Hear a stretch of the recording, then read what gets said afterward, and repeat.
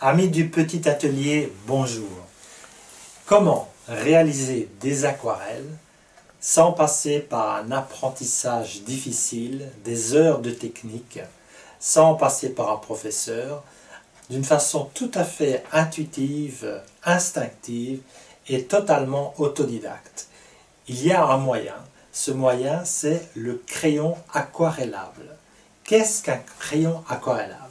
C'est exactement comme un crayon, les crayons qu'on utilise naturellement pour écrire ou dessiner, à la différence près qu'à la place du carbone se trouve du pigment mêlé avec une gomme arabique qui est le liant de l'aquarelle. Quand vous travaillez avec un crayon aquarellable, vous n'avez pas le souci du pinceau, vous dessinez comme vous dessinez normalement. Alors je me suis offert le luxe d'un coffret de 36 crayons chez Faber-Castell, qui est une marque de référence. Il n'y a pas de publicité de ma part, je vous préviens tout de suite, c'est simplement, j'aime beaucoup ces crayons-là. Il y en a 36, mais en fait c'est comme dans tout travail de peinture, vous pouvez très bien commencer avec les couleurs primaires, qui sont donc le rouge, le jaune et le bleu, et ça suffit entièrement déjà pour faire toutes vos aquarelles. Alors suivez-moi, on va faire le travail ensemble. Alors pour cette aquarelle, je vais utiliser 5 crayons, un violet foncé, un jaune citron,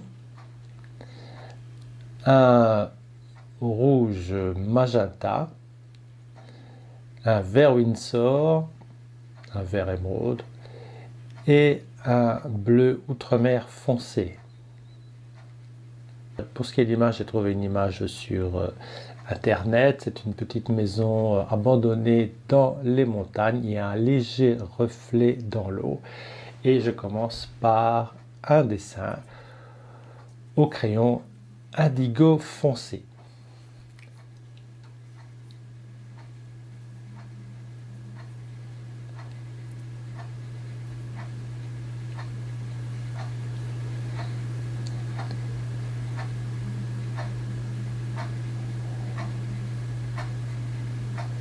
Je poursuis avec du jaune pour la prairie. Et je marque le reflet dans l'eau que je vais un peu agrandir pour qu'il apparaisse plus fort. Vous voyez que sur la photo, il est assez restreint.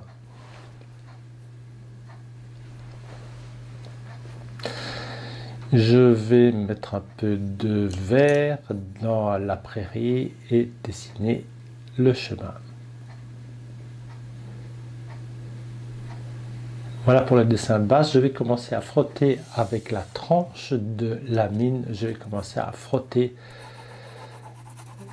le pigment sur le ciel. Alors j'ai pris donc de l'indigo foncé et du bleu outre-mer.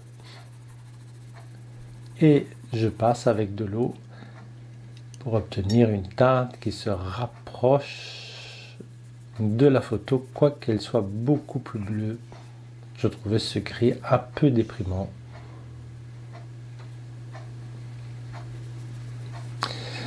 Je vais commencer à faire la prairie, ce qui permettra au ciel de sécher.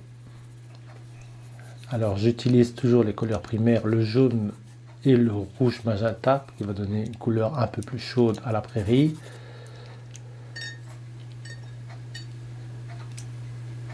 J'utilise un pinceau différent de celui que j'ai utilisé pour le bleu. Et je remets un peu de vert dans la prairie.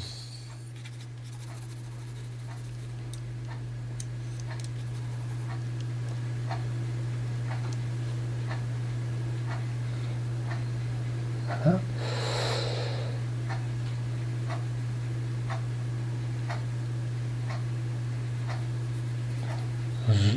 Je mets un peu de bleu dans la petite mare qui est à l'avant, qui va refléter le ciel.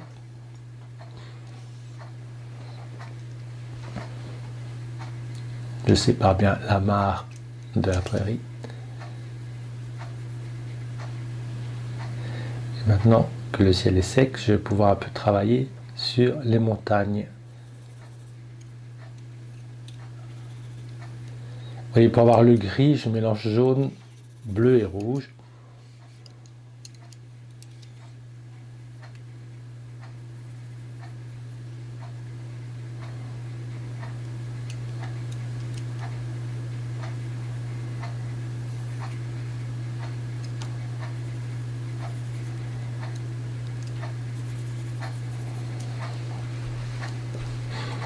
Et j'obtiens un gris.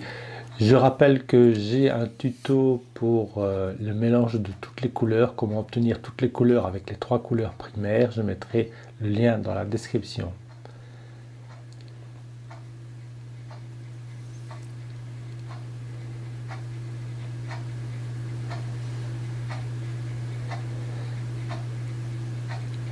Je travaille la maison avec l'indigo foncé. Vous voyez, je donne succinctement les briques et avec le pinceau, l'effet sera optimal.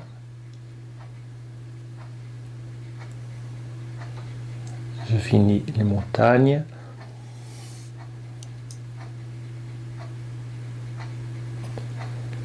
Je fais le reflet.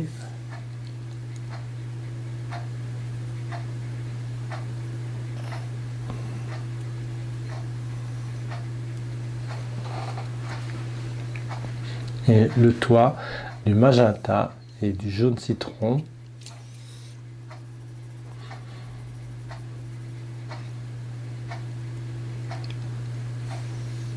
Un peu d'indigo foncé pour bien marquer les ombres et l'arc et l'ombre du toit, et je mouille avec un pinceau.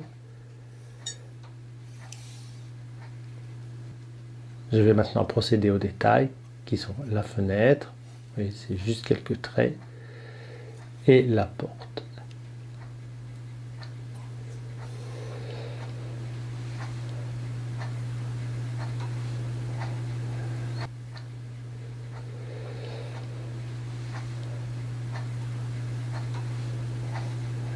Je donne quelques traits dans le chemin pour lui donner un peu de réalisme.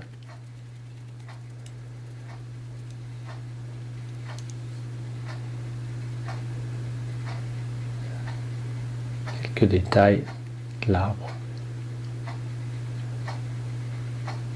Et voilà mon dessin qui est terminé avec les crayons aquarellables. Merci d'avoir suivi le petit atelier et je vous dis à bientôt pour la prochaine vidéo. Au revoir.